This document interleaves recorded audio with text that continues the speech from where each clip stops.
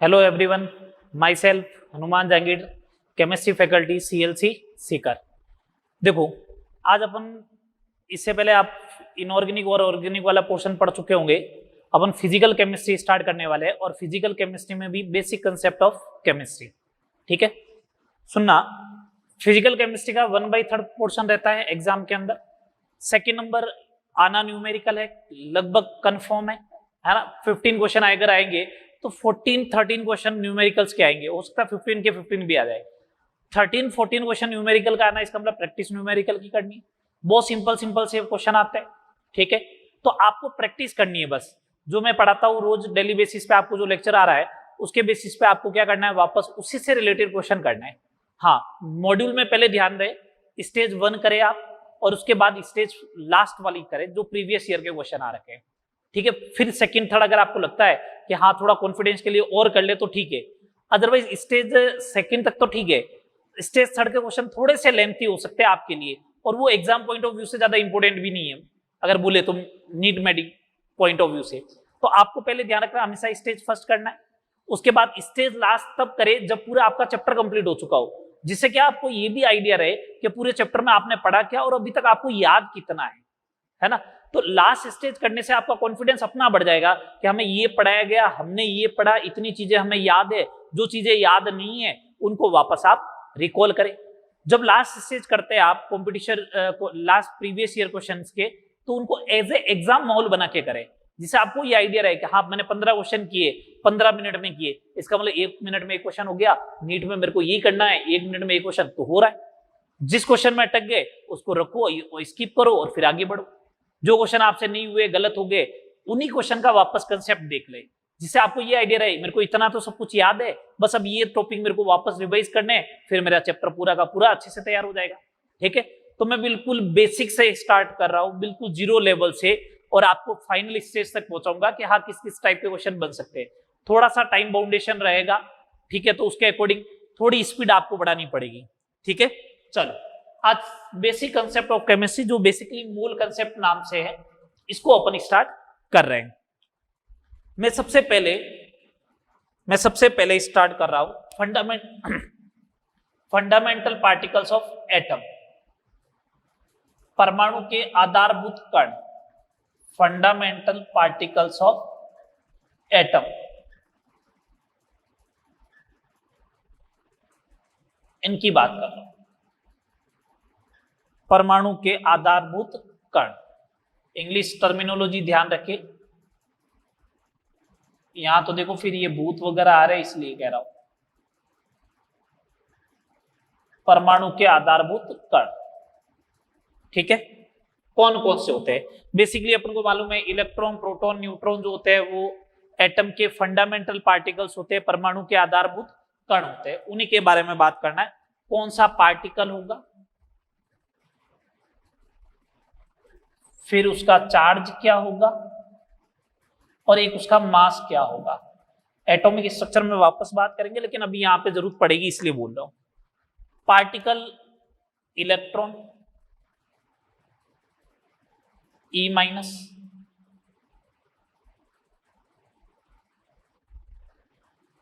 दूसरा है प्रोटॉन,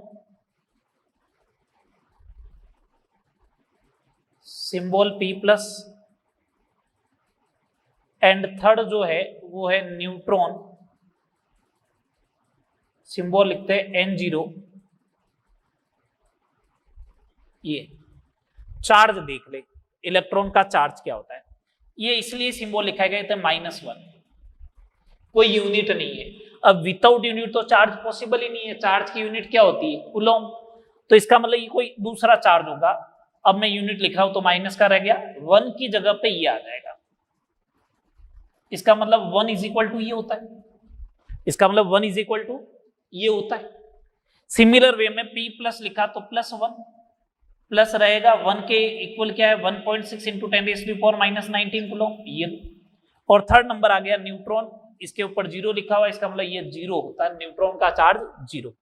मास देखो, इलेक्ट्रॉन का मास 9.1 × 10⁻31 kg, प्रोटॉन का मास 1.672 × 10⁻27 kg, और थर्ड बात करूं न्यूट्रॉन तो 1.675 इंटू 10⁻⁻27 kg।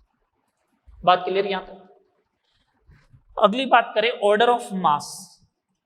मास का क्रम क्या होगा, सबसे बड़ा क्या होगा?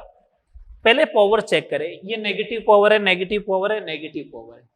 पावर नेगेटिव में ज्यादा होना इसका मतलब एक्चुअल वैल्यू कम होना। ये पावर नेगेटिव में ज्यादा इसका मतलब इसकी एक्चुअल वैल्यू क्या होगी? कम होगी। तो मास ऑफ इलेक्ट्रॉन सबसे कम। इन दोनों की पावर तो सेम है तो वैल्यू 0.672 आ रही है, 0.675 आ रही। इसका मतलब mass of proton and then mass of neutron, ये ऑर्डर आ जाएगा। इलेक्ट्रॉन सबसे हल्का फंडामेंटल पार्टिकल है, सबसे हल्का आधारभूत कण है। बात आई समझ में? अब चलो एक और बात करते हैं रिलेटिव चार्ज की। रिलेटिव चार्ज,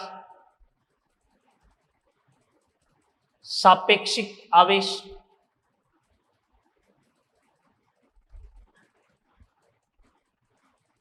रिलेटिव चार्ज, सापेक्षिक आवेश क्या होता है? रिलेटिव चार्ज उसके बारे में बात करते हैं। रिलेटिव चार्ज का मतलब ये होता है चार्ज विथ रेस्पेक्ट टू किसी भी कण का प्रोटॉन के सापेक्ष आवेश। किसी के भी सापेक्ष में अगर अपन चेक करते हैं तो रिलेटिव चार्ज का फॉर्मूला क्या बन जाएगा फिर बताओ देखें। तो relative charge is equal to किसी कण का आवेश अपॉन क्या? प्रोटॉन का आवेश। यही तो होगा, ये हो जाएगा रिलेटिव चार्ज। जस्ट एग्जांपल, मेरे को ऐसा पूछ ले कि रिलेटिव चार्ज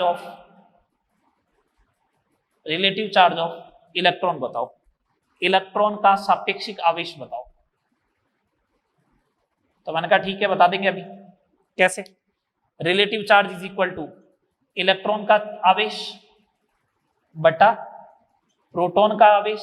यही तो होगा क्या? हाँ सर यही होगा। इलेक्ट्रॉन का आवेश -1.6 इंटू 10⁻⁻19 कूलम, ये +1.6 इंटू 10⁻⁻19 कूलम। कैंसिल आउट हो गया, लास्ट में क्या बच गया? -1। तो ये जो -1 लिखा हुआ था ना, ये वाला, ये रिलेटिव चार्ज है। प्रोटॉन का खुद के रेस्पेक्ट में रिलेटिव चार्ज 1 ही आएगा। तो ये समझ में आया -1 क्या लिखा होता है? That's relative charge. ये क्या है? सापेक्षिक आवेश है। वास्तविक आवेश तो ये। समझ में आ गई बात? ये बेसिक बात होगी फंडामेंटल पार्टिकल ऑफ एटम की। आगे बात सोचो, आगे देखो, इनको यूज में भी लेंगे आगे अपन, इसलिए मैंने लिखा रहा हूं।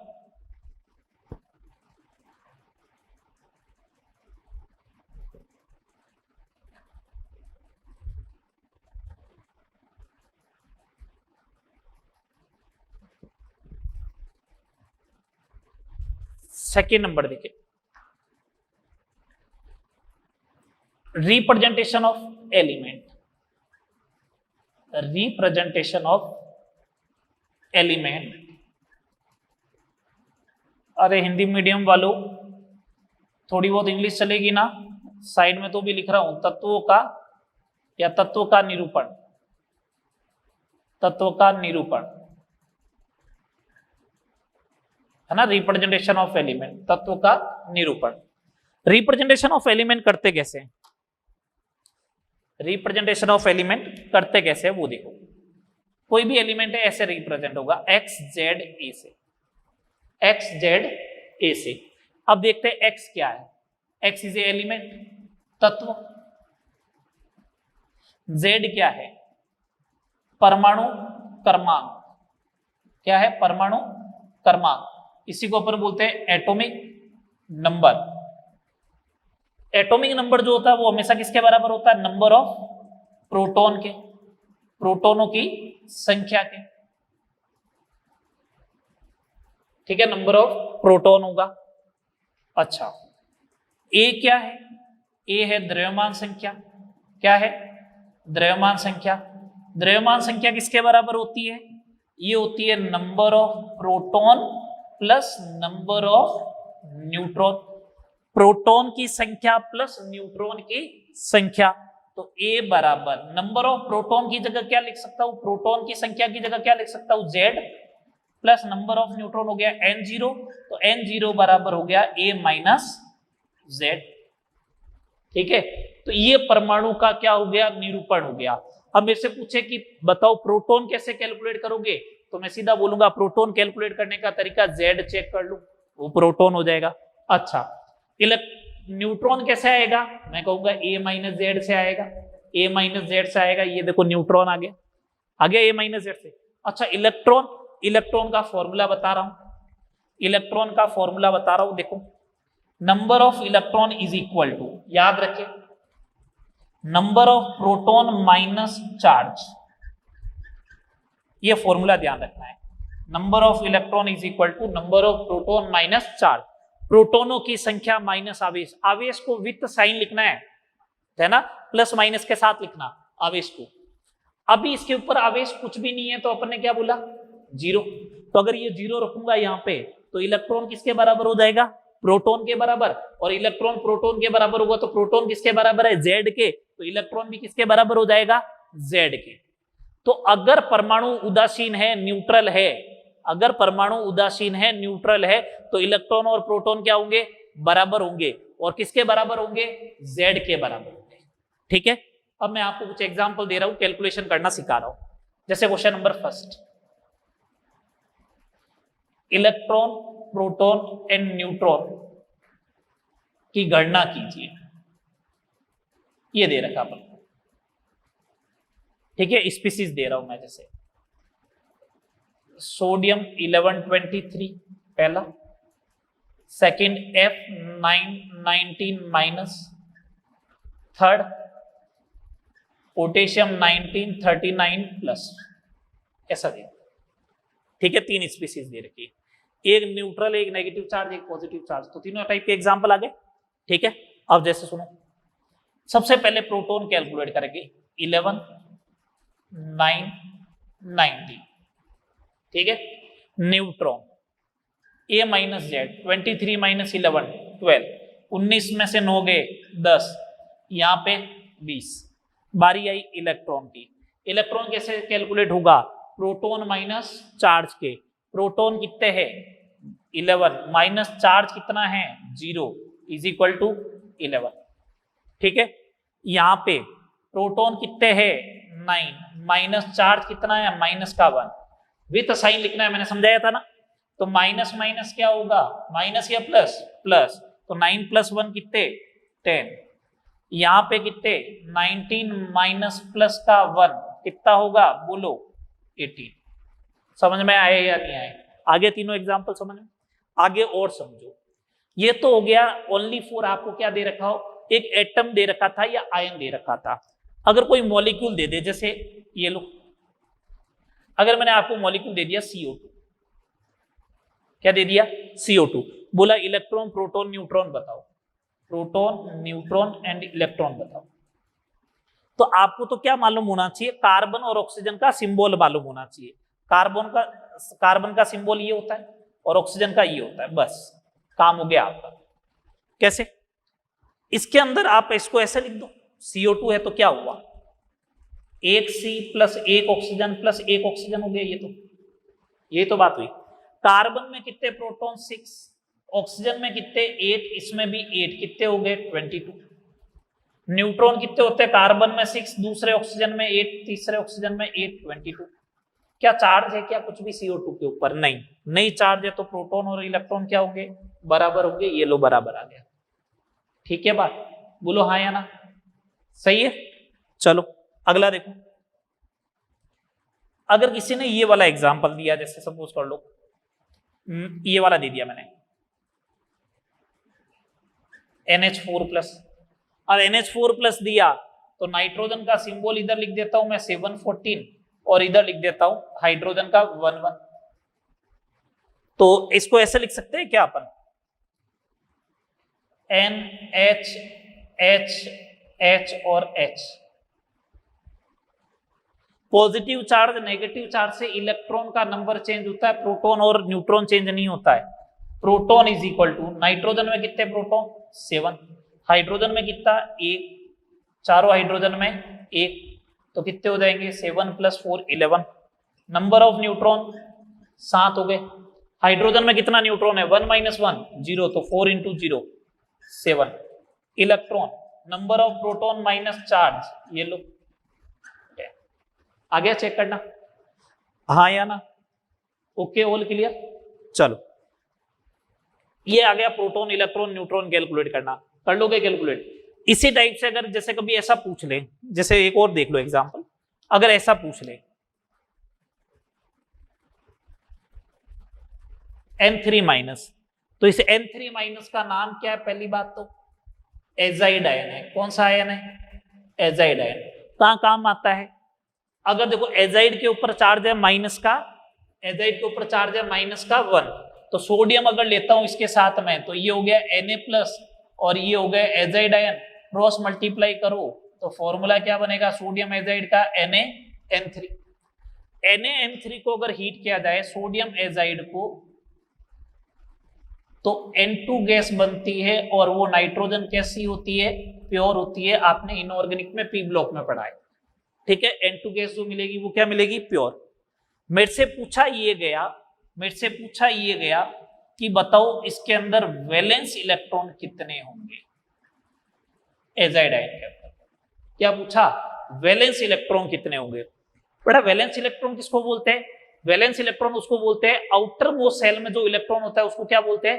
Valence electron. जैसे ये अगर मैंने ऑक्सीजन लिखा, तो ऑक्सीजन में होते हैं 2 और 6 इलेक्ट्रॉनिक कॉन्फ़िगरेशन, तो पढ़ चुके हो इनऑर्गेनिक के अंदर पीरियोडिक टेबल में 2 और 6 हुआ। अगर ये 2 और 6 हुआ तो ये वैलेंस इलेक्ट्रॉन है 6। जैसे सपोज करो O- हो गया, तो इलेक्ट्रॉन कितने हो जाएंगे? 9 हुआ, तो 2 और 7। एक बात बताओ, अगर माइनस चार्ज दिया वो भी किसमें आया? वैलेंस इलेक्ट्रॉन में काउंट हुआ। और अगर प्लस लिखा तो 7 हो गए, तो 2 और 5। इसका मतलब चाहे प्लस आए चाहे माइनस आए, चार्ज जो भी आएगा वो वैलेंस इलेक्ट्रॉन में ही काउंट होगा। नेगेटिव चार्ज आया इसका मतलब वैलेंस इलेक्ट्रॉन एक बढ़ जाएगा, और अगर पॉजिटिव चार्ज आया इसका मतलब वैलेंस इलेक्ट्रॉन एक बार चला गया, मतलब कम हो जाएगा। बात आ रही समझ में? अब मेरे को चेक करना है वैलेंस इलेक्ट्रॉन कैसे कैलकुलेट होगा, ठीक है। समझो बात को, वैलेंस इलेक्ट्रॉन कैसे कैलकुलेट करना है। तो मैंने कहा नाइट्रोजन है ना, तो एटॉमिक नंबर कितने होते हैं? 7, 2 और 5। तो वैलेंस इलेक्ट्रॉन काउंट कर रहा हूं, देखो 5 होते हैं एक नाइट्रोजन में। नाइट्रोजन कितने हैं? 3 है, तो 3 × 5। माइनस चार्ज दे रखा है तो वो भी तो वैलेंस में ही आएगा, तो ये लोग कितने हो गए? 16। कितने हो जाएंगे? 16 वैलेंस इलेक्ट्रॉन हो जाएंगे। बात क्लियर सारी? बोलो हाँ या ना। व्यवस्थित मामला अभी तक, फंडामेंटल पार्टी तक कोई दिक्कत है तो बोलो। नहीं? चलो ये फर्स्ट क्वेश्चन हो गया था। सेकंड नंबर क्वेश्चन और देखें।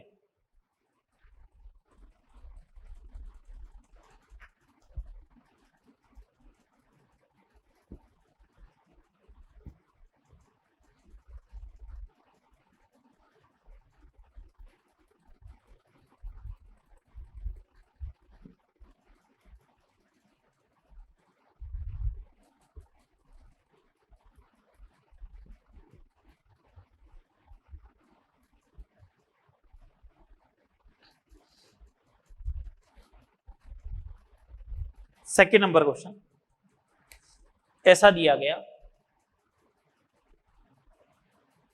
मास ऑफ इलेक्ट्रॉन दुगुना कर दिया जाए और मास ऑफ प्रोटॉन आधा कर दिया जाए, तो ऑक्सीजन 816 के द्रव्यमान संख्या में प्रतिशत परिवर्तन कितना होगा? यह क्वेश्चन पूछा गया। तो द्रव्यमान संख्या में क्या इलेक्ट्रॉन का कोई रोल है क्या? इलेक्ट्रॉन का कोई रोल है क्या? नहीं है, क्योंकि इलेक्ट्रॉन का मास क्या होता है? बहुत कम होता है, 10⁻⁻31 है, जबकि प्रोटॉन का मास कितना है? 10⁻27 है। प्रोटॉन और न्यूट्रॉन के मास लगभग बराबर होते हैं, और वो इलेक्ट्रॉन के मास से लगभग बोल रहा हूं 2000 गुना भारी है। तो 2000 गुना भारी है, इसका मतलब डोमिनेटिंग कौन रहेगा? प्रोटॉन और न्यूट्रॉन, ठीक है। तो जब भी इलेक्ट्रॉन के बारे में बोले ना, दुगुना किया, 4 गुना किया, 10 गुना किया, कोई फर्क नहीं पड़ता है, ठीक है। मैंने ऑक्सीजन 816 लिखा, इसमें प्रोटॉन अलग से लिख दिया, न्यूट्रॉन अलग से लिख दिया, इलेक्ट्रॉन का कोई रोल ही नहीं है, प्रोटॉन 8 है, अभी भी 8 है। अब इसका द्रव्यमान कितना होगा, अब बोल रहा हूं। पहले प्रोटॉन का द्रव्यमान 1 कंसीडर करते थे, तो 8 प्रोटॉन का द्रव्यमान 8 होता था, इस बार द्रव्यमान आधा कर दिया है, तो 8 × 1/2 = 4। न्यूट्रॉन के द्रव्यमान के साथ कोई छेड़खानी नहीं, इसका मतलब 1 ही कंसीडर होगा। टोटल द्रव्यमान संख्या क्या हो गई, कुल द्रव्यमान संख्या कितनी हो गई, बोलो, अरे बोलो कितनी हो गई, 8 और 4 कितनी, 12। पहले थी 16, अब हो गई 12, तो इसका मतलब प्रतिशत कमी जो होगी वो कितने की हुई, 4 की। स्टार्टिंग में कितना था, 16 मल्टीप्लाई बाई 100, कितना परसेंटेज आया, बोलो 25%। कितना परसेंटेज आएगा, 25% द्रव्यमान में प्रतिशत कमी आ जाएगी। बात समझ में आ गई। चलो, इस टाइप के 1000 क्वेश्चन बना के दिया जा सकता है, कभी न्यूट्रॉन में परिवर्तन करेगा, कभी द्रव्यमान में, इसमें प्रोटॉन में, कभी इलेक्ट्रॉन में। ये क्वेश्चन का टाइप समझ में आ गया ना, बस आपको ये समझ में आना चाहिए। आगे देखो, इंपोर्टेंट डेफिनेशन, कुछ इंपोर्टेंट डेफिनेशन बता रहा हूं, महत्वपूर्ण परिभाषाएं। ये लिख दोगे तुम लोग, महत्वपूर्ण परिभाषाएं ब्रैकेट में, क्या मैं भी लिख दोगे? तो देखो इंपोर्टेंट डेफिनेशन में सबसे पहला आइसोटोप, समस्थानिक। आइसोटोप समस्थानिक क्या होता है? आइसोटोप समस्थानिक, परमाणु क्रमांक समान, परमाणु क्रमांक समान होना चाहिए, और द्रव्यमान संख्या या परमाणु भार जो होना चाहिए वो क्या होना चाहिए, भिन्न भिन्न होना चाहिए। उसी को अपन क्या बोलते हैं, समस्थानिक बोलते हैं। बेटा परमाणु क्रमांक का मतलब प्रोटॉन क्या रहेगा, सेम रहेगा। इसका मतलब प्रोटॉन क्या रहना चाहिए, सेम रहना चाहिए। एग्जाम्पल देखो, आइसोटोप ऑफ हाइड्रोजन, हाइड्रोजन के समस्थानिक कौन कौन से होते हैं, कौन कौन से होते हैं, 1H1, 1H2, 1H3। इसका नाम प्रोटियम है, इसका नाम ड्यूटेरियम है, और इसका नाम ट्रिटियम है। ये रेडियो एक्टिव है।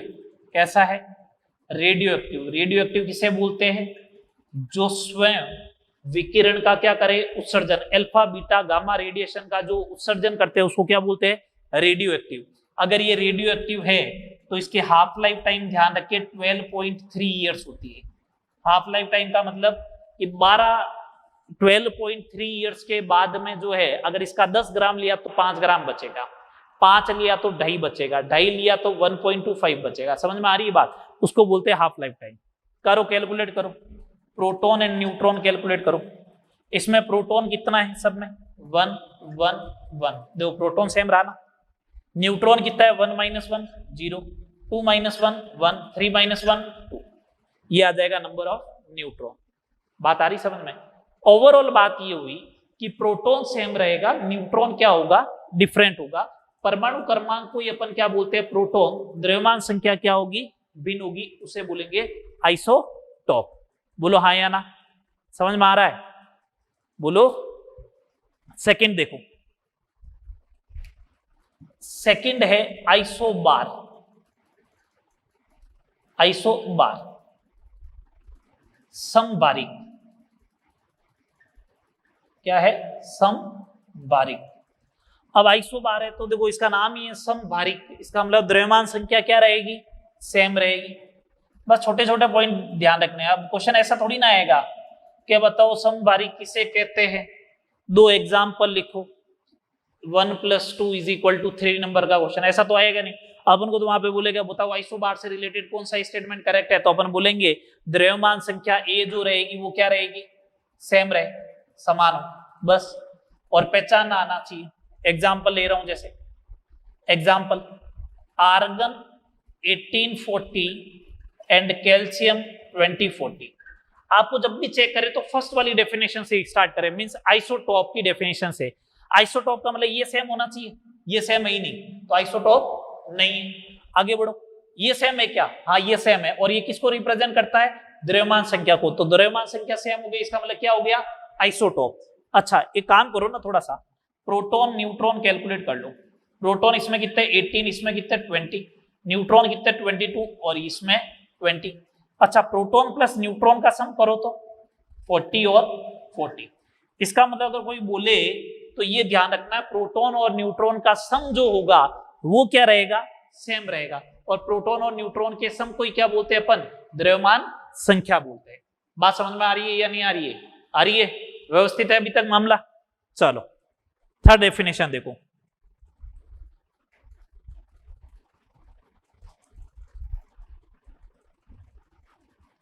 थर्ड डेफिनेशन देखिए,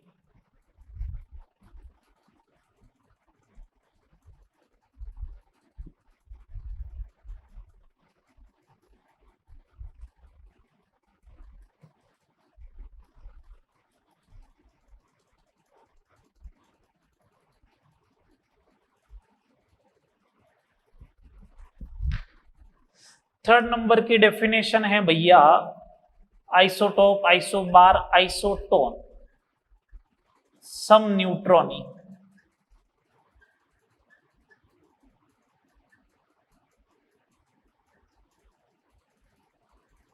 है ना, सम न्यूट्रॉनी। तो सम न्यूट्रॉनी का मतलब क्या हो गया, न्यूट्रॉन की संख्या क्या रहेगी, न्यूट्रॉन की संख्या क्या रहेगी, समान रहेगी। न्यूट्रॉन कैसे कैलकुलेट करते हो, ए माइनस जेड से। एग्जाम्पल देखो, मैंने अगर ऐसा लिखा सोडियम 1123 एंड मैग्नीशियम 1224, ये लिख दिया। आपको तो चेक पहले वाले स्टेप से करना है, क्या जेड सेम है क्या, नहीं है, इसका मतलब आइसोटॉप नहीं है। क्या ए सेम है क्या, नहीं है, इसका मतलब क्या नहीं है, आइसोबार नहीं है। अच्छा, न्यूट्रॉन चेक करना है, कैसे चेक करते हैं, ए माइनस जेड से। 23 माइनस 11 कितना 12, 24 माइनस 12 कितना 12। नंबर ऑफ न्यूट्रॉन क्या है, सेम है। और अगर नंबर ऑफ न्यूट्रॉन सेम होगा तो उसे क्या बोलेंगे, सम न्यूट्रॉनी बोलेंगे। उसे क्या बोलेंगे, सम न्यूट्रॉनी। बात समझ में आ रही है? चलो आगे, फोर्थ नंबर, ये इंपॉर्टेंट है, आइसो इलेक्ट्रॉनिक सीरीज।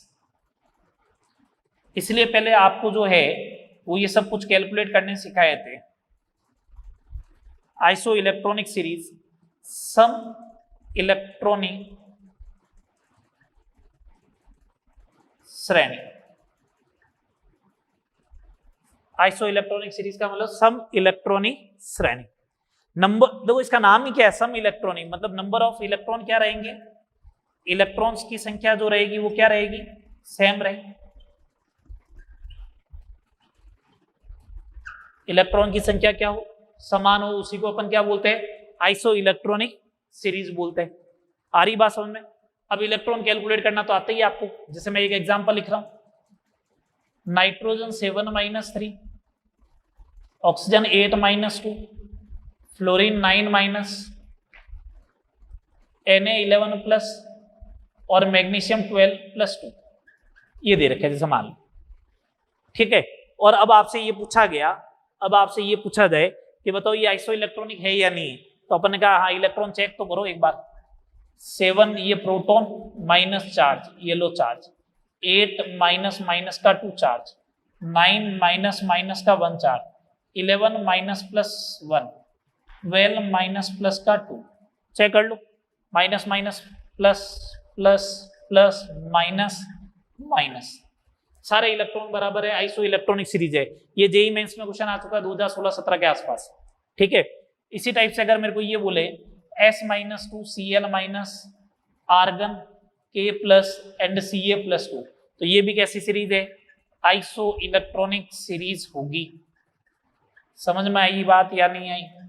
आगे ये समझ में आइसो इलेक्ट्रॉनिक सीरीज की।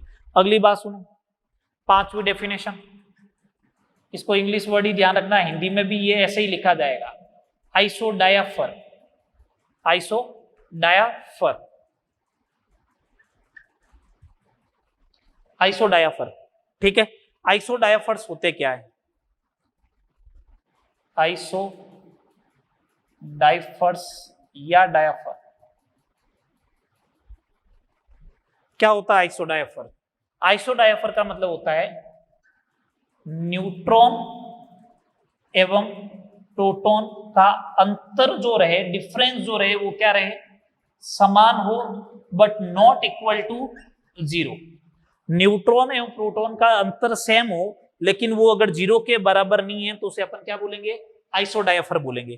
तो न्यूट्रॉन और प्रोटॉन का डिफरेंस क्या नहीं होना चाहिए, न्यूट्रॉन और प्रोटॉन का डिफरेंस सेम हो लेकिन नॉट इक्वल टू 0, तो उसे अपन क्या बोलेंगे, आइसोडायफर बोलेंगे। अगर आइसोडायफर्स बोलेंगे तो मैं एग्जांपल लिख रहा हूं, जैसे देखो सोडियम 1123 एंड एल्यूमिनियम 1327, ये लिखे मैंने, ठीक है।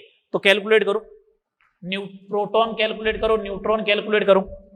सोडियम में प्रोटॉन कितने 11, उधर कितने 13, न्यूट्रॉन बोलो 12 और इधर कितने 14। न्यूट्रॉन माइनस प्रोटॉन का डिफरेंस 1 1 बराबर आया ना। कभी कभार ऐसा भी पूछा जा सकता है, कोई जरूरी नहीं ऐसे ही पूछे न्यूट्रॉन और प्रोटॉन का डिफरेंस क्या होगा, कभी ऐसा पूछ ले कि आइसोडायफर के लिए कौन सा स्टेटमेंट करेक्ट होगा, a minus Z, Z minus A, 2a minus Z, इस टाइप से। तो देखो अपन ने बोला न्यूट्रॉन और प्रोटॉन का डिफरेंस जो रहेगा वो क्या रहेगा, सेम रहेगा, इक्वल रहेगा। न्यूट्रॉन को किससे लिखते हैं, a माइनस जेड से, प्रोटॉन को किससे लिखते हैं, जेड से।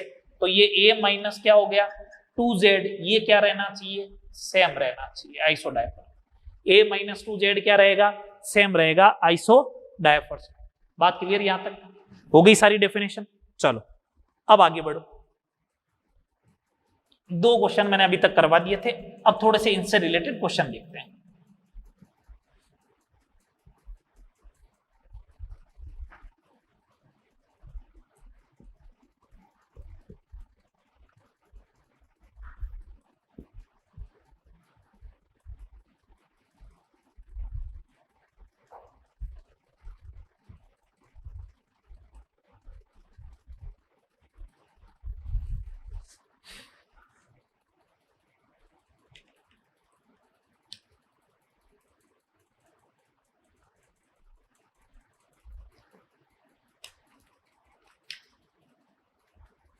क्वेश्चन ऐसे दे रखा है, 3rd नंबर प्रॉब्लम, किसी तत्व की द्रव्यमान संख्या मास नंबर 137 है, न्यूट्रॉन की संख्या प्रोटॉन से 44.6% अधिक है, तो तत्व का प्रतीक लिखिए।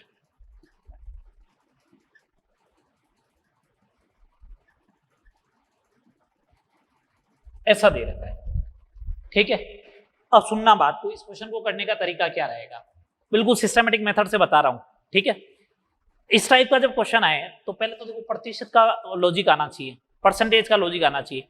मैं बोलता हूं कोई संख्या जो है वो 80 से 50% अधिक है, तो इसका मतलब क्या होगा, कोई संख्या 80 से 50% अधिक है, इसका मतलब क्या होगा, तो इसका मतलब ये होगा कि वो संख्या जो होगी 80 से 50% अधिक है, तो 80 प्लस 80 का 50% कैलकुलेट कर लो। कम कहता तो यहां पे माइनस आ जाता। ये बात समझ में आ रही है ना, ये समझ में आना जरूरी है, अगर ये समझ में आएगा तो ही क्वेश्चन आगे कर पाओगे। प्रतिशत का आइडिया होना चाहिए 9th 10th में, बेसिकली जो आप पढ़ते हो 8th 9th 10th का, है ना। मैथ्स का कोई रूल नहीं है यहाँ पे। मैंने क्या कहा, इसको सोल्व करते हैं। द्रव्यमान संख्या का मतलब हो गया number of neutron plus proton is equal to 137, ये इक्वेशन नंबर फर्स्ट बन गई। न्यूट्रॉन जो है ना वो प्रोटॉन से कितने अधिक है, 44.6, इसका मतलब प्रोटॉन को मैं P लिख रहा हूं इस बार, तो ये तो हो गया 80 प्लस P का कितना परसेंटेज 44.6% अधिक है, तो ये लो क्या बन गया P प्लस 0.446P, इसका मतलब 1.446P बनेगा। इस वाली इक्वेशन को ले जाके यहां पुट कर दो, यहां पुट किया तो neutron 1.446P plus P is equal to 137, 2.446P is equal to 137, तो P is equal to 137 upon 2.446, इसको अगर सॉल्व करोगे तो ये आ जाएगा 56। सर आपने प्रोटॉन ही क्यों कैलकुलेट किया, अगर किसी तत्व का प्रतीक लिखना है तो उसका Z मालूम होना चाहिए, उसका A मालूम होना चाहिए, ए तो मेरे को मालूम है, जेड कैलकुलेट करना है, इसका मतलब नंबर ऑफ प्रोटॉन कैलकुलेट करना है। प्रोटॉन कैलकुलेट कर लो, आ जाएगा, इसलिए मेरा फोकस कहां पे था, प्रोटॉन पे। तो सिंबल क्या हो जाएगा इसका, ये हो गया x 56 137। बात आई समझ में, ये आ जाएगा। एक क्वेश्चन और देखो, जैसे एक क्वेश्चन और देखो, क्वेश्चन नंबर 4। मेरे को अगर ऐसा दे दिया जाए कि किसी द्विधनावेशित आयन की द्रव्यमान संख्या 56 है, न्यूट्रॉन की संख्या इलेक्ट्रॉन से 25% अधिक है, तो आयन का प्रतीक लिखो। इस बार ऑप्शन और दे रहा हूं, इसका मतलब कुछ न कुछ लॉजिक बताऊंगा, ठीक है। ऐसा दे दिया x 22 56 + 2, second x 30 56 + 2, x 24 56 + 2, x 26 56 + 2, ऐसा दिया मैंने, ठीक है। अगर मैंने ऐसा दिया है तो देखो कैसे करना है। पहले तो एक बार मेथड से बता देता हूं। अपन को बोला किसी द्विधनावेशित आयन की द्रव्यमान संख्या, तो neutron plus proton is equal to 56, पहला काम, ठीक है।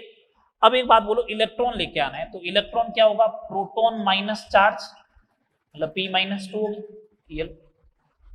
अब अगला स्टेटमेंट चलो, न्यूट्रॉन की संख्या इलेक्ट्रॉन से, ये इलेक्ट्रॉन प्लस इलेक्ट्रॉन से 25% अधिक है, तो 25/100, 1/4 लिख दो।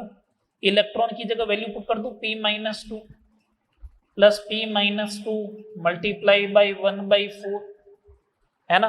तो ये कितना हो जाएगा, P-2 प्लस P/4 माइनस 1/2, यही हो गया। तो ये कितना हो गया देख लो, 5P/4 माइनस 5/2। ये वाली वैल्यू यहां ले जाके पुट कर दो, ये वैल्यू यहां पुट करोगे इलेक्ट्रॉन की जगह, तो 5P/4 minus 5/2 plus P is equal to 56, 9P/4 is equal to 56 उधर जाएगा तो कितना हो जाएगा, 58.5, ढाई जोड़े उधर, 5/2 का मतलब ढाई, ठीक है। तो 9P इज इक्वल टू 234, तो P is equal to 26, proton 26 आ गया, इसका मतलब सिंबल D बनने वाला है। Z कितना होगा, 26। कितना लेंथी मेथड चला है, चला ना लेंथी मेथड, नहीं करना है ऐसे, नहीं करना है।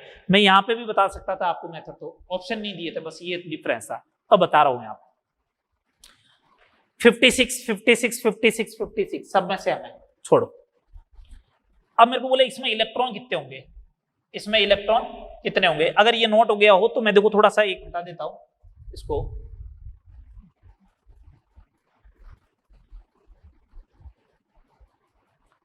इसमें इलेक्ट्रॉन कितने होंगे, अब मैं तो कैलकुलेट करके बता रहा हूं, 20 होंगे, इसमें 28 होंगे, इसमें 22 होंगे और इसमें 24 होंगे। यही तो बात होगी, बोलो हाँ या ना। हाँ, वैसे में दिमाग में रहना चाहिए 22 माइनस 2 20 आएगा। अब सोचो प्रोटॉन जो होगा वो इलेक्ट्रॉन से 25% अधिक होगा, इसका मतलब पहले इलेक्ट्रॉन का आपको 1/4 कैलकुलेट करना पड़ेगा, वो इलेक्ट्रॉन में जोड़ोगे तो वो न्यूट्रॉन के बराबर आएगा ना, नहीं ऐसा होगा।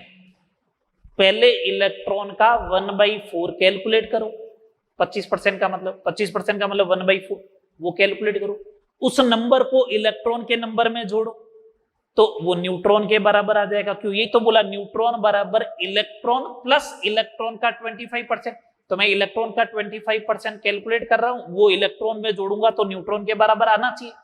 1/4 का मतलब ये होता है आना इंटीजर जरूरी है।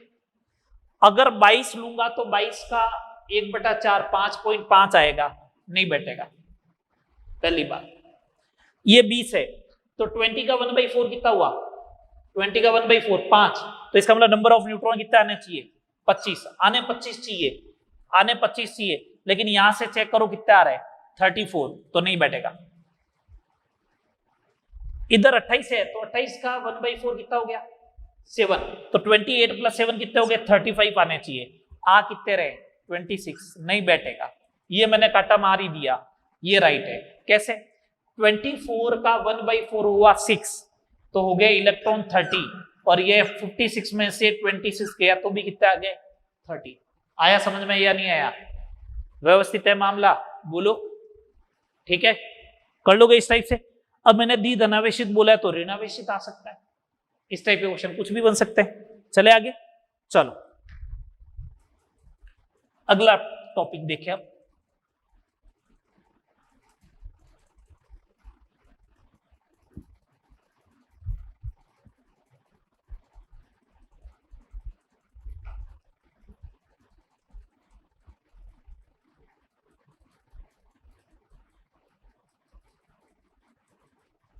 अगला टॉपिक देखिए, अगले टॉपिक में अगर अपन बात करें तो अपने पास है एटम एंड मॉलिक्यूल, परमाणु एवं अणु।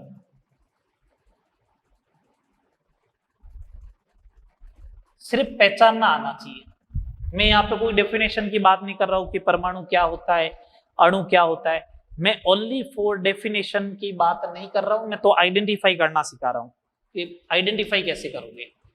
परमाणु का मतलब ये होता है सिंगल स्पीसीज, जो अकेला हो, और किसमें एग्जिस्ट करना चाहिए पीरियोडिक टेबल में, जो पीरियोडिक टेबल में होता है। ये 2 पॉइंट। अरे सिंगल स्पीसीज एकल स्पीसीज बोल दो, और जो पीरियोडिक टेबल आवर्त सारणी में रहता है उसे अपन क्या बोलेंगे परमाणु। अच्छा तो फिर अणु किसको बोलोगे? अणु बोलेंगे ग्रुप ऑफ एटम्स, परमाणुओं के समूह को बोलेंगे। ठीक है, जब भी परमाणुओं का समूह आ जाएगा तो उसे अपन क्या बोलेंगे मॉलिक्यूल बोल देंगे। ठीक है, हमेशा ध्यान रखना गैस सदैव अणु के रूप में रहती है,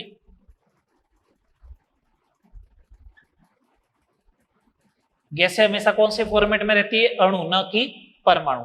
हाँ कोई अपना दिमाग लगा रहा है तो मैं बता देता हूं, इनर्ट गैस के बारे में भी सोचना मत, ये वाला जो डेफिनेशन लिखाई है इनर्ट गैस के बारे में सोचना भी मत, आगे समझाऊंगा।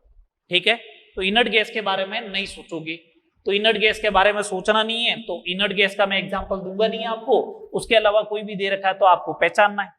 एच लिखा, अकेला है, पीरियोडिक टेबल में होता है, इसका मतलब परमाणु है, मतलब एटम है।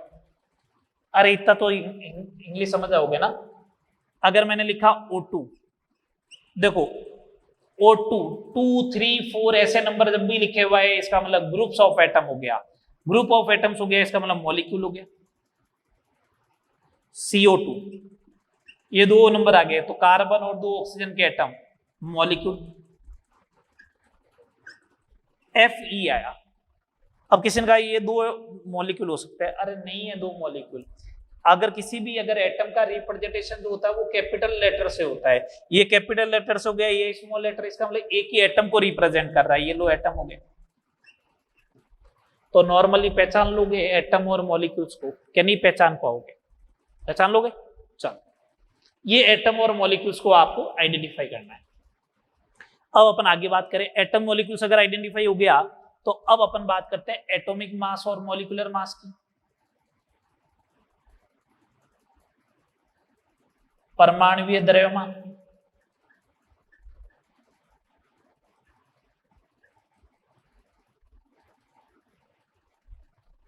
ठीक है, परमाणुवीय द्रव्यमान, परमाणु के द्रव्यमान को क्या बोलेंगे अपन परमाणुवीय द्रव्यमान, परमाणु के द्रव्यमान को मास ऑफ एटम, परमाणु के द्रव्यमान को परमाणुवीय द्रव्यमान बोलते हैं।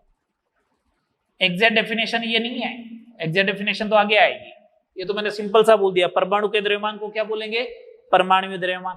कुछ एटम लिख रहा हूं, उनके एटॉमिक मास भी लिख रहा हूं, याद रखने हैं क्या? हाँ रखने। क्यों याद रखने? आप मॉड्यूल सॉल्व करोगे तो आपको जरूरत पड़ेगी तो या तो एक टेबल हर बार आप अपने सामने लेके बैठो, एक पेपर पे लिख के, और उससे देखते जाओ। सर एग्जाम में देगा या नहीं देगा वो बताओ आपको। एग्जाम में 100% देगा आपको। एग्जाम में 100% आपको क्या देगा, एटॉमिक मास और मोलिकुलर मास दे या नहीं दे, एटॉमिक मास 100% गिवन होता है, तो बस देख लेना।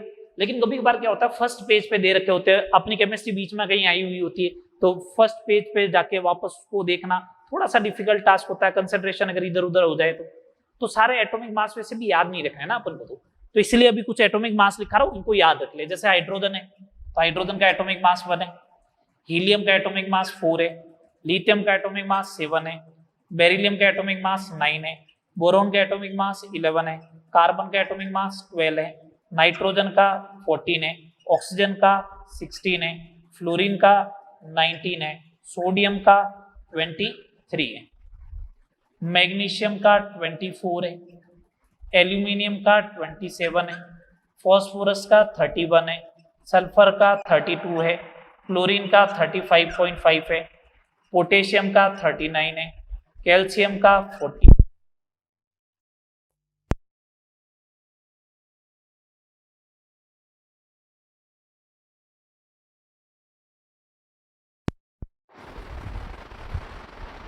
कैल्शियम का 40 है, ठीक है। आयरन Fe का 56 है, कॉपर का 63.5 है, ब्रोमीन का 80 है, ठीक है। सिल्वर का 108 है, आयोडीन का 127 है, बेरियम का 137 है, मरकरी का 200 है और लेड का 207 है। बस ये याद रखना है, याद रह जाए तो अच्छी बात है। मैंने तो बोल दिया एग्जाम में तो आपको दे रखा होगा, ठीक है। या तो फिर आप इन्हें एक टेबल एक पेज पे लिख ले और जैसे जैसे जरूरत पड़ती है वैसे वैसे यूज करते जाओ, ठीक है। बात ये हो गए एटॉमिक मास। अब बात करते हैं मॉलिक्यूलर मास की।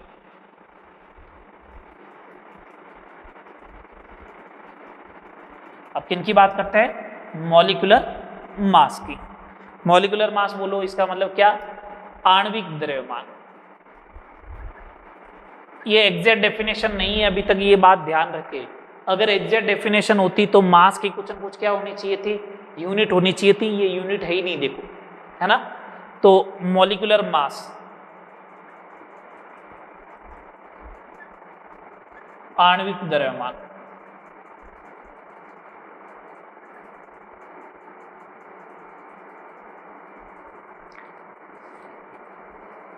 किसी अणु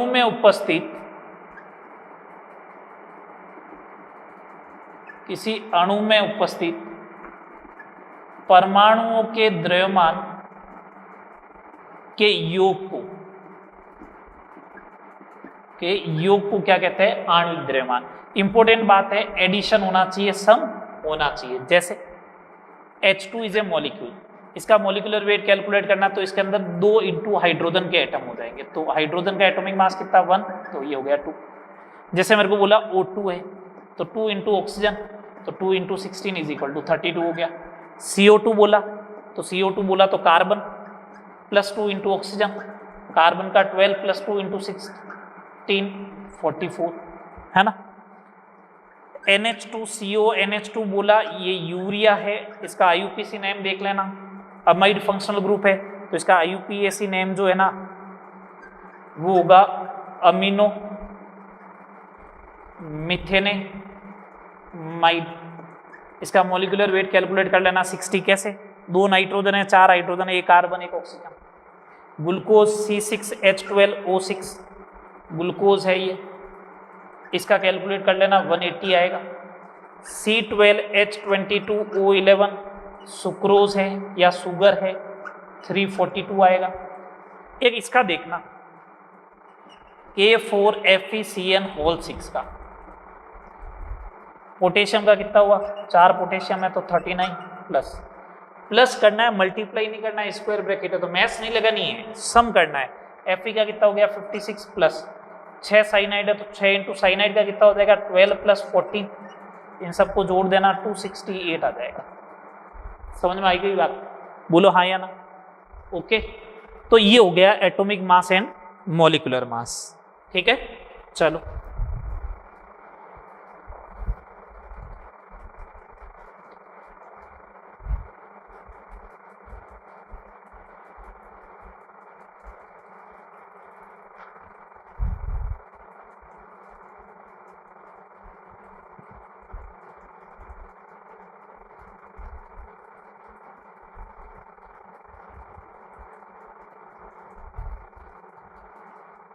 अब अपन आगे बात करें कि मेरे दिमाग में एक क्वेश्चन आया कि मास नंबर जो होता है बेसिकली, या एटॉमिक मास जो होता है, वो न्यूट्रॉन एंड प्रोटॉन का सम करना था। यही तो बात थी। न्यूट्रॉन इंटीजर, प्रोटॉन इंटीजर, तो इंटीजर प्लस इंटीजर का आंसर इंटीजर ही आना चाहिए था। 17 प्लस 18 की वैल्यू 35 ही तो आनी चाहिए, या 17 प्लस 19 की वैल्यू 36 ही तो आनी चाहिए। जैसे ही क्लोरीन का 35.5 आया, दिमाग घुमा, 35.5 कैसे आ गया। कॉपर का 63.5 आया, दिमाग घुमा, ये 63.5 कैसे आ रहा है। तो उस समय देखो ये ऐसा क्यों होता है, तो इसके लिए डिफाइन किया गया एवरेज एटॉमिक मास।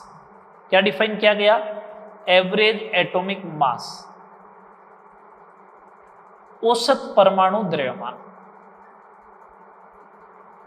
औसत परमाणु द्रव्यमान, ठीक है बात। इसके बारे में बात करते हैं, औसत परमाणु द्रव्यमान, एवरेज एटॉमिक मास के बारे में।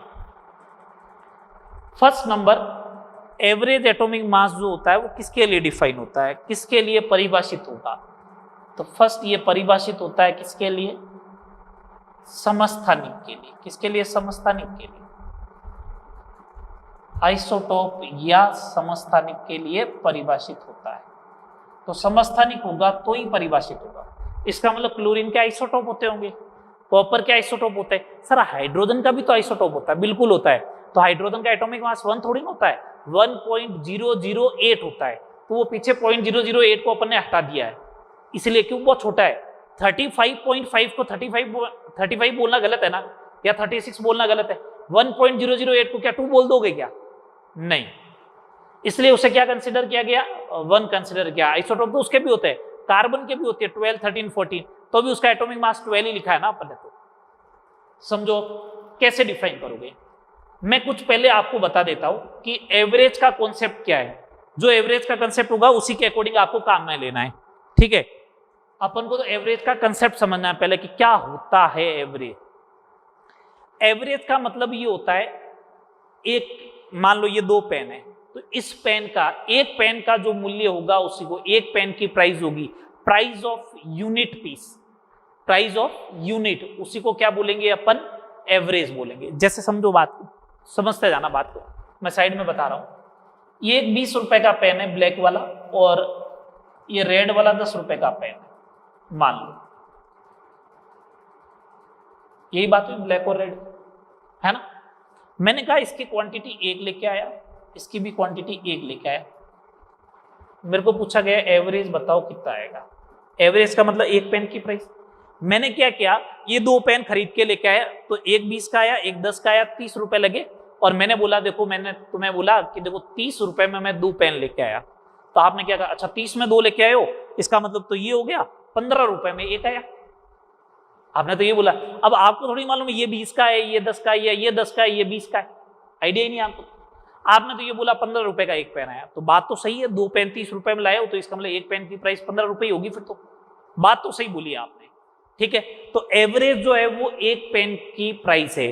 तो कैसे कैलकुलेट किया मैंने कैलकुलेट किया 20 into 1 plus 10 into 1 divide by 2, तो 30 divide by 2 is equal to 50। ये लो एवरेज प्राइस आ गई 15 रुपए, ठीक है बात। मैंने कहा ये काम करो, क्वांटिटी बढ़ाओ, क्वांटिटी 10-10 करो।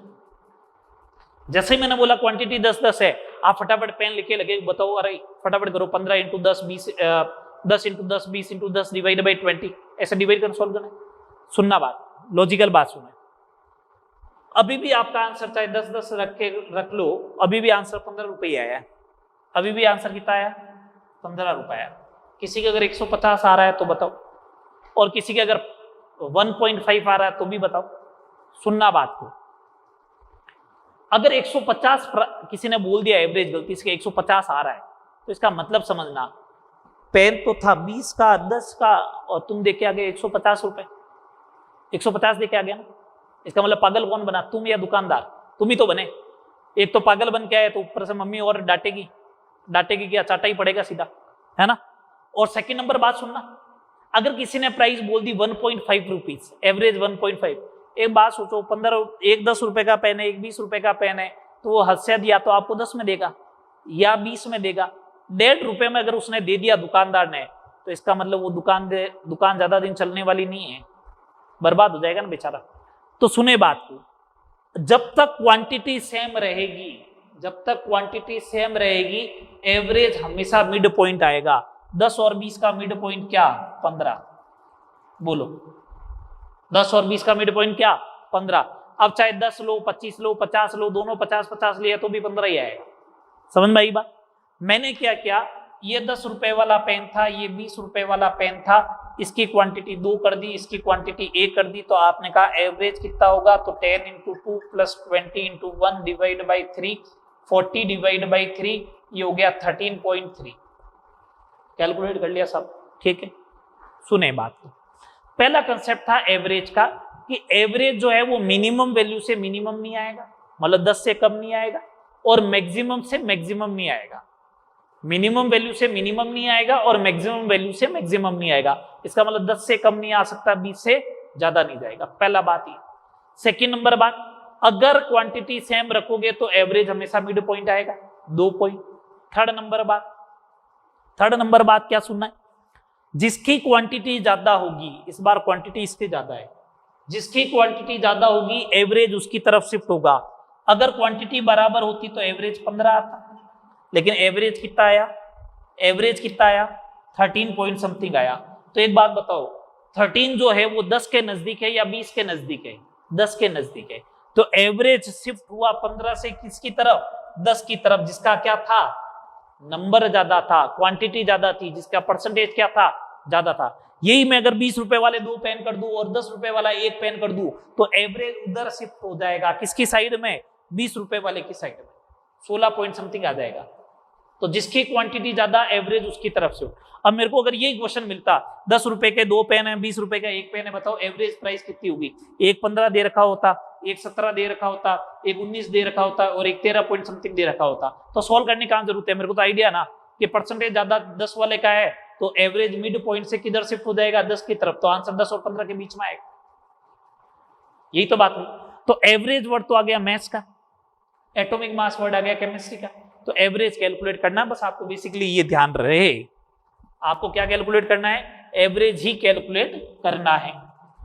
देखो, अगर जैसे सपोज करो मैंने कोई आइसोटॉप लिए, 2 आइसोटॉप लिए, कोई एक एलिमेंट है ए, कोई एलिमेंट है, तत्व है ए, या कोई तत्व ले लो आप, एम ले लो, ठीक है।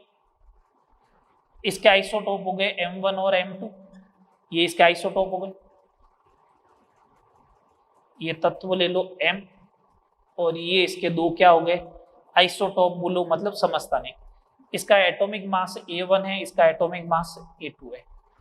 प्रतिशत, प्रकृति में कितने प्रतिशत मिलता है? तो मैंने बोला ये X1 है, ये X2 है, ठीक है। आपको बोला एवरेज एटॉमिक मास कितना होगा, एवरेज एटॉमिक मास कितना होगा, तो आप बोलोगे A1 X1, ये तो क्या था 10 रुपए, ये 20 रुपए, ये क्वांटिटी 1 और 2, A1 X1 plus A2 X2 divide by X1 plus X2, बस ये काम हो गया आपका। 3 होंगे तो A3 X3 divide by X1 plus X2 plus X3। जैसे क्वेश्चन देखो नेक्स्ट, कितने क्वेश्चन करवा दिए थे? 4। ये लो 5वां क्वेश्चन। 5वां क्वेश्चन ऐसे मिल सकता है, क्लोरीन के 2 आइसोटोप है, Cl35 और Cl37। ये प्रकृति में 75% मिलता है, ये 25% मिलता है। बताओ एवरेज एटॉमिक मास कितना होगा? मेरे को यहां से ये तो मालूम तो चल गया कि अगर 50-50 होता तो 36 होता है, इसका परसेंटेज ज्यादा, इसका मतलब 35 और 36 के बीच में आएगा। एक ही ऑप्शन दे रखा होगा तो सीधा काम चल जाएगा। तो एवरेज एटॉमिक मास जो आएगा, एवरेज एटॉमिक मास जो आएगा वो कितना आ जाएगा? 35 × 75 प्लस 37 × 25 डिवाइड बाई 75 प्लस 25 हो गए 100। तो कितना हो जाएगा? इसको सॉल्व कर लो, 35.5 आ जाएगा, ठीक है बात। इसका रिवर्ट क्वेश्चन भी तो बन सकता है, एवरेज दे दे और किसी का परसेंटेज पूछ ले। जैसे मेरे को ऐसा बोल दिया, बोरोन के 2 आइसोटोप होते हैं, एक होता है B10 और एक होता है B11। एवरेज एटॉमिक मास दे रखा है बोरोन का एवरेज एटॉमिक मास 10.8, तो B10 का प्रतिशत बताओ, ऐसा बोल दिया तो कोई बात नहीं, एवरेज दे रखा ना 10.8, ये लो 10.8, मैंने मान लिया ये x प्रतिशत है, तो इसका मतलब ये 100 माइनस एक्स होगा, फिर यही तो बात होगी, एक को x मानोगे तो दूसरा कितना हो जाएगा 100 माइनस एक्स, तो 10 into x plus 11 into 100 minus x divide by प्रतिशत का सम करने पर 100 आएगा। ये लो इसको सोल्व कर लो, x बराबर कितना आएगा 20%, x बराबर कितना आएगा 20%। समझ में आ रही है? इसी टाइप का क्वेश्चन और बन सकता है, आपको बोल दे वायु में 80% नाइट्रोजन है, वो 20% ऑक्सीजन गैस है, तो वायु का एवरेज मॉलिक्यूलर मास बताओ फिर। तो अगर आपसे ऐसा क्वेश्चन पूछ लिया जाए तो कोई बात नहीं, मॉलिक्यूलर मास कैलकुलेट करना तो कर लो। 80% नाइट्रोजन है, 20% ऑक्सीजन है, अगर किसी ने ऐसा लगाया कि एवरेज मॉलिक्यूलर वेट ये आएगा 80 इंटू 14 प्लस 20 इंटू 16 अपॉन 100, तो गलत हो जाएगा। नाइट्रोजन और ऑक्सीजन गैस है, नाइट्रोजन और ऑक्सीजन गैस, इसका मतलब N2 और O2 है, ये नहीं लेना है। आंसर क्या आएगा, average is equal to 80 into 28 plus 20 into 32 divide by 100, इसको सोल्व कर लो 28.8 आ जाएगा, 28.8 आ जाएगा। बात समझ में आई? एवरेज एटॉमिक मास की बात के लिए सारी, आगे देखो।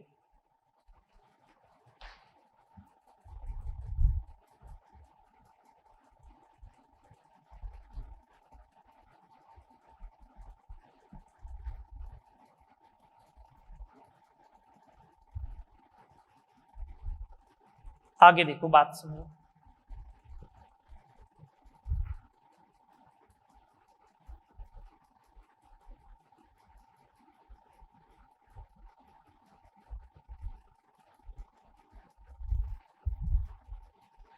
चले नेक्स्ट टॉपिक देखें, तत्वों का द्रव्यमान प्रतिशत। बहुत सिंपल सा टॉपिक है, तत्वों का द्रव्यमान प्रतिशत, मास परसेंटेज ऑफ एलिमेंट।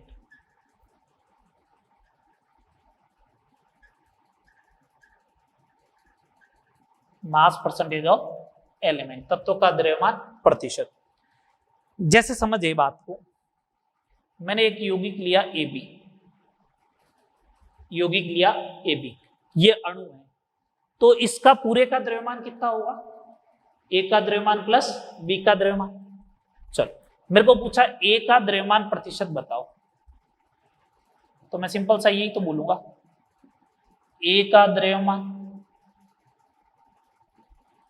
बट्टा AB का द्रव्यमान या कुल द्रव्यमान इंटू 100। A का द्रव्यमान, A की तो परमाणु है, तो इसका मतलब ऐसा लिख दूं, A का परमाणु द्रव्यमान या परमाणु भार, AB का द्रव्यमान, AB का अणु भार इंटू 100, ऐसे ही तो लिखूंगा। हाँ ऐसा बोल दिया, A टू B है। अब पूछा कि A का द्रव्यमान प्रतिशत कितना होगा, A का द्रव्यमान प्रतिशत कितना होगा, तो मैंने एक सिंपल सा बात बोला कि A का द्रव्यमान बट्टा A टू B का द्रव्यमान अपॉन 100, तो A का द्रव्यमान क्या होगा 2 into atomic mass of A का परमाणु द्रव्यमान divide by molecular weight of A two B का आणविक द्रव्यमान इंटू क्या 100, यही तो आएगा। बोलो हाँ या ना, अरे हाँ या ना बोलो, समझ में आया? तो A का प्रतिशत द्रव्यमान जो होगा वो 2 इंटू A का परमाणु द्रव्यमान बटा A टू B का क्या आणविक द्रव्यमान इंटू क्या करोगे 100 करोगे। ठीक है, अब इसके ऊपर क्वेश्चन देखें फटाफट से। क्वेश्चन नंबर 8 मेरे को बोले CO2 में कार्बन का द्रव्यमान प्रतिशत कितना हो। ठीक है, CO2 में कार्बन का द्रव्यमान प्रतिशत, परसेंटेज ऑफ C। कार्बन का एक ही एटम है 1 × 12 अपॉन मोलिकुलर वेट 44 × 100 कितना हो जाएगा 300 डिवाइड बाई 11 11 दूना 22 पीछे बच गया 8 27 पॉइंट समथिंग कुछ आएगा ये आ जाएगा। ठीक है सॉल्व करना है जल्दी से आपको। क्वेश्चन नंबर 9 क्वेश्चन फंसा कैसे सकता है आपको। अब आपको द्रव्यमान प्रतिशत तो कैलकुलेट करना आता है। अब मेरे को ऐसा बोल दिया कि यूरिया में नाइट्रोजन का द्रव्यमान प्रतिशत ज्ञात करो। ये क्वेश्चन तब तक फंस गए इस क्वेश्चन का टास्क ये यूरिया का फॉर्मूला मालूम होना चाहिए। अब फॉर्मूला ही मालूम नहीं है तो कैसे कैलकुलेट करोगे। तो फॉर्मूला अब दिमाग में होना चाहिए था मैंने आपको लिखवा दिया था। क्या है इसका फॉर्मूला NH2CO NH2 तो परसेंटेज ऑफ नाइट्रोजन नाइट्रोजन के कितने एटम है 2 तो 2 परमाणु इनटू नाइट्रोजन का परमाणु द्रव्यमान 14 मॉलिक्यूलर वेट 60 इनटू 100 46.67%। बोलो हाँ या ना। आ गया अगला क्वेश्चन क्वेश्चन नंबर 10 मैंने अगर तुम लोगों को ऐसा बोला कि A2CO3 में A का द्रव्यमान प्रतिशत 25 है तो A का परमाणु द्रव्यमान ज्ञात करो। ये पूछ लिया A2CO3 में A का द्रव्यमान 25% है तो A का परमाणु द्रव्यमान ज्ञात करो। C कार्बन है O ऑक्सीजन है कोई नहीं अपना सीधा फॉर्मूला लगाओ। तो A का परमाणु द्रव्यमान 25% है इज इक्वल टू A के परमाणु कितने 2 इंटू इसका परमाणु द्रव्यमान मैंने मान लिया x 2 × x इसका अणुभार बताओ 2x प्लस कार्बन का 12 और 3 ऑक्सीजन का 48 60 मल्टीप्लाई बाई 100 तो ये 4 बार कैंसिल आउट हो जाएगा। 2x plus 60 is equal to 8x तो 6x इज इक्वल टू 60 तो x बराबर कितना 10। बोलो समझ में आया या नहीं है। आ गया इस टाइप के क्वेश्चन बनेंगे। और देखो कैसे क्वेश्चन बन सकते हैं और देखो कैसे क्वेश्चन बनेंगे।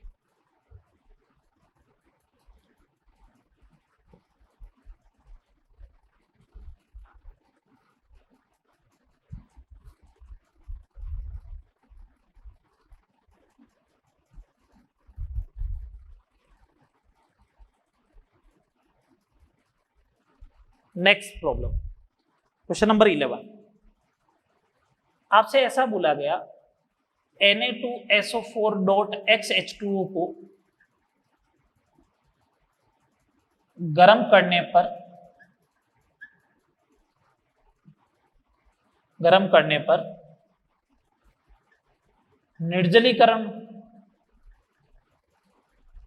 पर निर्जलीकरण या निर्जलीकृत कर दो निर्जलीकृत यौगिका द्रव्यमान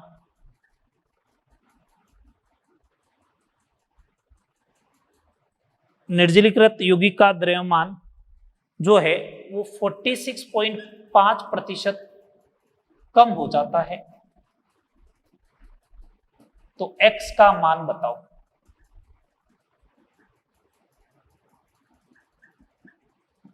ऑप्शन दे रखे हैं 2 5 5 7 और 10 ऐसे ऑप्शन दिया आपको। ठीक है 2 5 7 और 10 ऐसे ऑप्शन भी दे रखे हैं आपको। ठीक है मेरे को एक बात बताओ Na2SO4 को अगर हीट किया .XH2 है तो इसको बोलते हैं जल योजित। जल साथ में जुड़ा हुआ है। इसको अगर गर्म करते हो तो ये बन जाएगा Na2SO4 प्लस XH2। ये जो बना है वो कैसा बना निर्जल बना है बिना जल के उसको बोलते हैं निर्जल।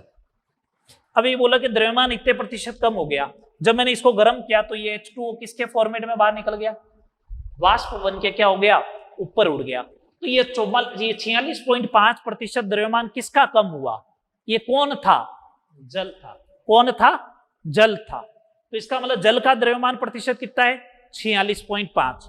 तो ठीक है बस काम हो गया ना। जल का द्रव्यमान प्रतिशत है 46.5 इज इक्वल टू कैसे करोगे जल के अणु कितने हैं x इंटू जल का आणविक द्रव्यमान कितना है 18 upon total weight 18x plus Na2SO4 का 142 इंटू 100।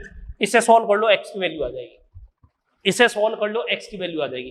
क्या सर इसको सॉल्व करना कोई आसान काम थोड़ी नहीं है। 46.5 को पहले 18 से गुणा करो डिफिकल्ट टास्क है। 46.5 को 142 से गुणा करो, डिफिकल्ट टास्क है। नीट में तो 1 मिनट में एक सवाल करना होगा, फिर कैसे करेंगे इसको? मैंने कहा बात तो सही है। ऑप्शन दिए तो इसका मतलब कुछ न कुछ लॉजिक भी होगा इसका। ऑप्शन दिए तो कुछ न कुछ लॉजिक भी होगा इसका। तो समझे अब बात, अब समझना बात को ढंग से। मैंने कहा देखो अल्टरनेटिव मेथड बता रहा हूं, समझना ढंग। मैंने कहा एक बात बताओ ना मेरे को, Na2SO4 और H2O दो अलग अलग चीज हो गए। अगर ये 46.5 है तो फिर ये कितना होगा? 53.5%। उनका एक काम करो, वो थोड़ा मेरे को कम समझ में आता है, इसको 50% मान लो लगभग, तो ये भी कितना होगा? 50%। बोलो हाँ या ना, होगा 50% दोनों। अगर दोनों 50% है तो इसका मतलब इसका मास कितना हुआ? 142। तो इसका भी कितना होगा? 142। अरे जब दोनों का परसेंटेज बराबर है तो नंबर मास भी तो बराबर होगा, तो इसका भी 142 होगा। पर सर एक बात बताओ ना, ये 50% है थोड़ी ना? मैंने कहा नहीं। तो ये 50% से कम है ना? मैं कहा बिल्कुल कम है। तो ये 142 थोड़ी ना होगा? नहीं होगा। 142 से क्या होगा? कम होगा। कितना कम होगा? आइडिया लगा लो। आप एक बात मानो, इसको 50 से करना है 46, 50 से करना है 46। मैंने 50% बराबर 142 माना है, 50% बराबर 142 माना। इसका मतलब 10% लगभग 28 के बराबर आएगा। कैलकुलेट कर लो, 140 डिवाइड बाई 50, 28 आ जाएगा। 10% कितना आ जाएगा? 28। तो 5% कितना होगा? 14, 14 आएगा। तो 14 इसमें से कम कर दो। मैंने तो एग्जैक्ट वैल्यू तक बता दी, माइनस का 14 कर देना, इसका मतलब 128 के आसपास आएगा। जल का द्रव्यमान 128 होना चाहिए, जल का द्रव्यमान 128 होना चाहिए। आओ, जल के अणु 2 होंगे तो 18 का डबल 36, नहीं बैठेगा साहब। 18 इंटू 5 90, नहीं बैठेगा साहब। 18 इंटू 7 126, मैं बोल रहा हूं 128 के आसपास। बैठ गया। और ये 10 180, नहीं आया समझ में या नहीं आया? कि ऊपर से गया? आया समझ में? मेथड ये रहा। नहीं समझ में आता तो मेथड है, सोल्व करते रहना तुम तुम्हारे हिसाब से। मैंने तो देखो लॉजिकल बात ये बताई। मैंने कहा ये 46.5 है तो इसको थोड़ा सा बढ़ा के 50 बोल दो, इसको 50 बोलो। इसका वेट मेरे को मालूम था 142 है, तो दोनों 50-50% है, तो ये भी 142 होगा 142। जब ये 142 होगा तो मैं बोल रहा हूँ 142 से थोड़ा कम रखना है। कितना कम रखना है? मैंने कहा 5% कम कर दो तो 128 के आसपास आ जाएगा। 128 इसके अकॉर्डिंग मैच कर लिया। चलो एक क्वेश्चन और करते हैं। Question number 12। MgSO4.XH2O को गर्म करने पर निर्जलीकृत यौगिक का द्रव्यमान 77% रह जाता है। देखो उस बार तो बोला था इतना प्रतिशत कम हो जाता है, इस बार रह जाता है। दोनों में फर्क है। एक्स का मान बताओ। ऑप्शन दे रहा हूं, ऑप्शन से ही करेंगे इस बार तो। ठीक है सब, ये लो ऑप्शन हो गए। मैंने कहा द्रव्यमान का प्रतिशत MgSO4.XH2O था। अगर मैंने इसको हीट किया तो MgSO4 प्लस XH2O बन गया। द्रव्यमान 77% रह जाता है, इसका मतलब 77 तो ये होगा, तो 23 वाटर होगा। मैं एक काम करो ना, 77 तो समझ में थोड़ा कम आता है, 75 मान लो और ये 25 मान लो। सर समझ में कैसे कम आते हैं आपको? समझ में इसलिए कम आते हैं कि 77 और 23 में रिलेशन लाना डिफिकल्ट टास्क है। तो इसको थोड़ा कम कर दो 75 और उधर थोड़ा बढ़ा दो 25 और 75 में तो रिलेशन है। क्या सर जरूरी थोड़ी ना आप अपने मन मर्जी से करोगे? 77 को बढ़ा के 80 बोल दो तो कोई फर्क नहीं पड़ेगा, कर लेना आप 80 मान के करना तो भी आंसर सेम ही आएगा, है ना। अब सुनो, इस MgSO4 का वेट कितना है? 120 कर लो, 24 और छिन्नू 120। तो ये 75 से ये कितना है? 25, 1/3 हुआ ना। तो मास भी 1/3 कर दो, कितना होगा? 40। H2O का मास कितना आएगा? 40। अब मैंने कहा ये 25% थोड़ी था, तो ये 40 भी नहीं होगा, 40 से थोड़ा ही तो कम होगा। हाँ थोड़ा कम होगा। एक का मतलब 18, 40 से थोड़ा कम रखना। 18 तो बहुत कम है, नहीं होगा। 40 से कम 36, हाँ बैठ जाएगा। ये तो ज्यादा है 56 और ये नहीं बैठेगा। आगे आंसर सेकेंड बोलो। इस टाइप से ही क्वेश्चन करने, चले आगे। चलो एक दो क्वेश्चन और देखो।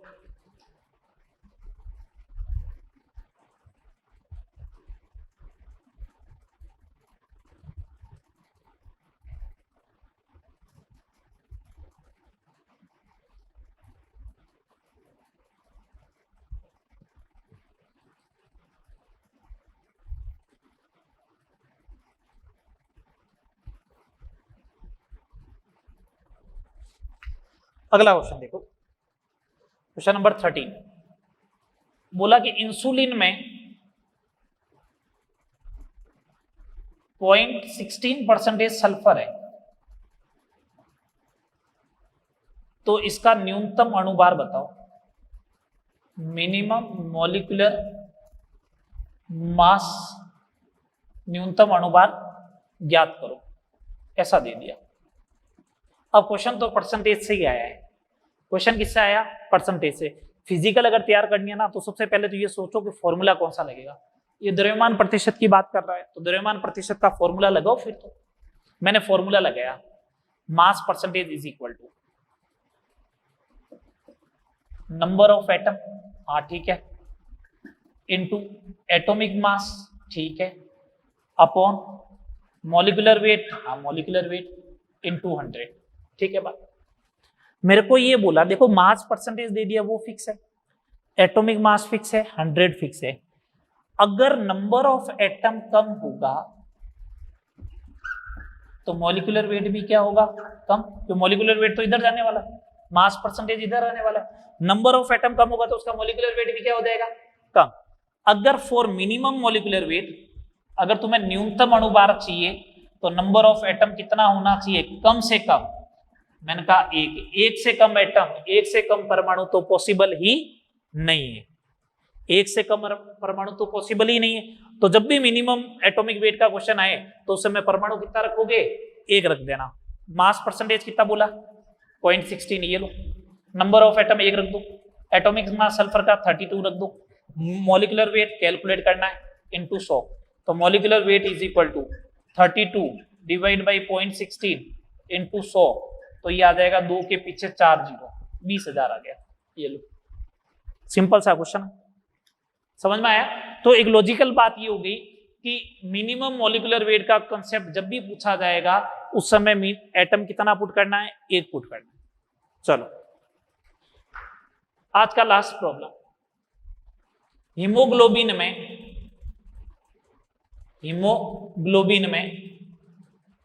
या हीमोग्लोबिन का अणुभार 67200 है तथा इसमें आयरन 0.33% है, तो हीमोग्लोबिन, Hb लिख रहा हूं, तो हीमोग्लोबिन के प्रति अणु में आयरन परमाणुओं की संख्या ज्ञात करो। आयरन परमाणुओं की संख्या ज्ञात करो, ये पूछा गया, ठीक है। आयरन परमाणुओं की संख्या ज्ञात करो, बहुत सिंपल सी बात है। मैंने कहा 0.33%, इसको 1/3% लिख दे क्या? 0.33 को लिख दो, आसान रहेगा। Number of atom n, iron का परमाणु भार कितना?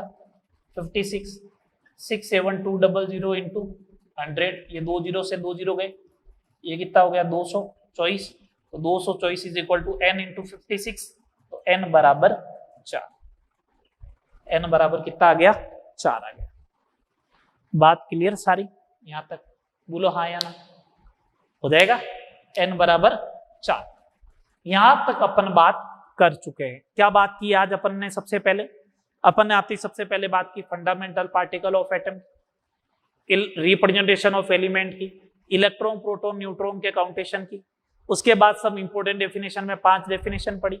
उसके बाद एटम मॉलिक्यूल क्या होता है, एटॉमिक मास मॉलिक्यूलर मास क्या होता है। उसके बाद अपन ने पढ़ा क्या? एवरेज एटॉमिक मास, और फिर मास परसेंटेज ऑफ एलिमेंट।